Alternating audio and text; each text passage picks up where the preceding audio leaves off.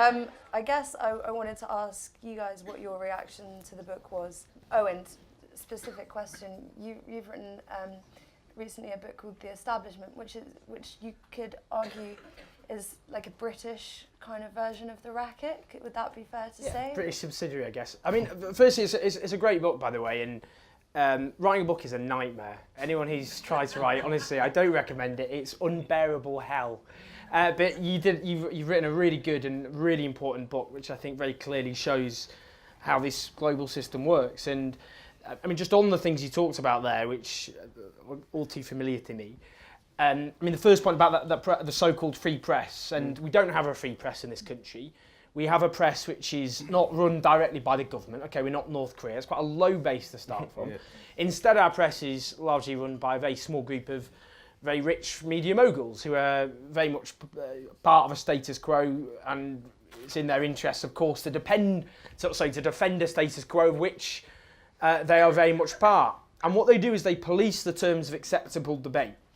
So they keep the terms of political debate on the terms most favourable to those with wealth and power. So they're gatekeepers, if you like.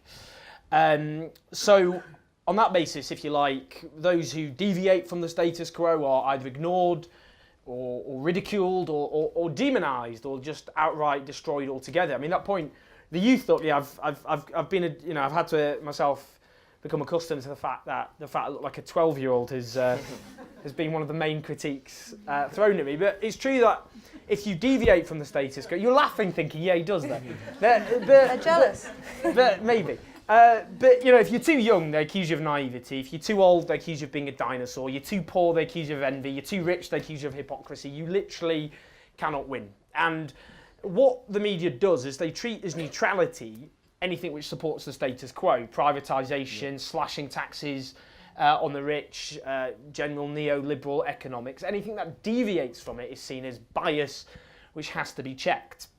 And that's not just the case with the private media mogul-owned media. That's also the case, of course, with the BBC, which is often portrayed as being on the left by its right-wing critics, which is very useful as a means of policing, again, what the BBC does. The BBC, run by these left-wing radicals, people like Chris Patton, their former chair and a former Conservative Party chair at that, whether it be Nick Robinson, the former head of the Young Conservatives, Andrew Neil, that well-known frothing at the mouth lefty. David Cameron recruited his head of communications from the BBC. Boris Johnson recruited his head of communications from the BBC. George Osborne's head of communications from the BBC, and you could go on and on and on. And what the BBC, there was a fascinating study by Cardiff University academics, and they looked at the bias of the BBC, the fact they rely heavily on establishment sources, that if they looked at the 6 o'clock news, they had 19 times more interviews with big business leaders than trade union leaders. Trade unions being the biggest democratic movement in this country. During the financial crisis, they relied on voices from the city to define what was going on. You go to the villains themselves to define exactly what the crisis they themselves had caused and treat them as impartial sources. So it's a really important point, that, I think. The point, I think, what's really important about the book, and this is something I empathise with, because often it's tempting on the left to look at power in terms of individual villains. And that's simplistic and flawed and problematic.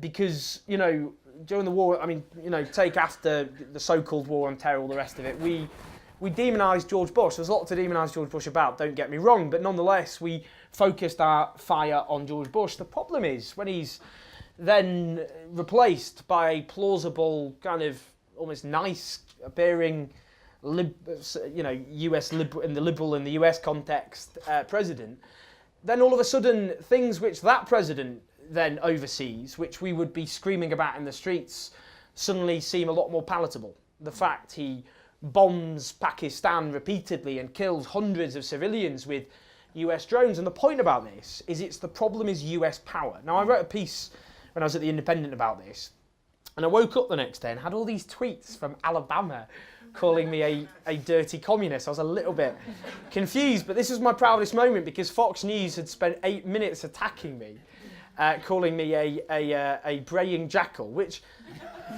if I have an epithet, will be there on my tombstone. And I googled it. Jackals don't bray anyway, so factually that's inaccurate. Not the worst factual inaccuracy on Fox News. They also again pointed out I look like a 12-year-old, very original. Shouldn't he go be in 9th grade? And they had this big attack on me as this anti-American communist or whatever. But the point I was making in that article, which they attacked me for, is the problem is US power as a system. It's a dynamic system.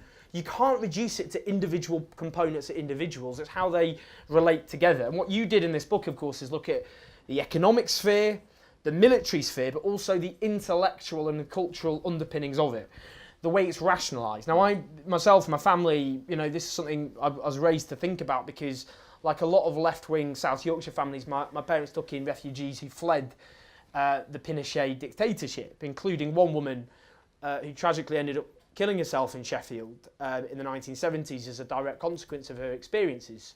Her husband had been killed, she'd been tortured, she'd been raped and so on, and she was deeply traumatised and that culminated in her death, unfortunately. But what's interesting, and just to finish on that point, what I think is interesting is US power is, I would argue, in decline because Latin America was always supposed to be their backyard. The Monroe Doctrine basically annexed it as the US sphere of influence, but you've seen this big rebellion, this insurgency in Latin America, effectively, of governments trying to shake off that control. The war in Iraq was obviously a total catastrophe, but also actually was a disaster from the point of US power because it actually tilted the balance of power against the US in the Middle East in lots of different ways because of the consequences. We've got the rise of China, of other countries as well, Brazil, India, to lesser degrees. The US share of the economy, the global economy, has shrunk relatively and is in a long-term decline. And for us, I think the question is this, because we were portrayed by enemies as anti-American, which of course we never were. And there's these great traditions in the United States of struggle, of sacrifice, of great radical movements and anti-war movements for that matter. What we were opposed to was the use of global power to police the interests of private interests and global economic elites. And whoever is in charge, whoever happens to be policing those and defending those interests, we're there to oppose it. And we have to create a new global order. And I think this is a period of transition where US power is in decline. There's a bit of uncertainty about what will replace it. I think we need to seize this opportunity to build a different sort of order. And that, I think, the fact we've got these progressive governments in Latin America is a start.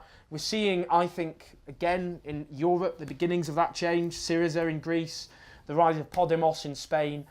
That, I think, is the cracks are beginning to appear, the glimmers of light are beginning to appear. And the issue is, what is the role of all of us in this room, all those who dissent from this system? This is a good opportunity, quite a frightening opportunity in lots of ways, because it is very uncertain. But I think this racket could be meeting its nemesis in our lifetimes. A few years ago, we might not have been able to say that with quite such confidence. But I think if we have the confidence and hope and optimism of our ancestors, we unite together all our struggles, then we can overcome, and that's what we'll do.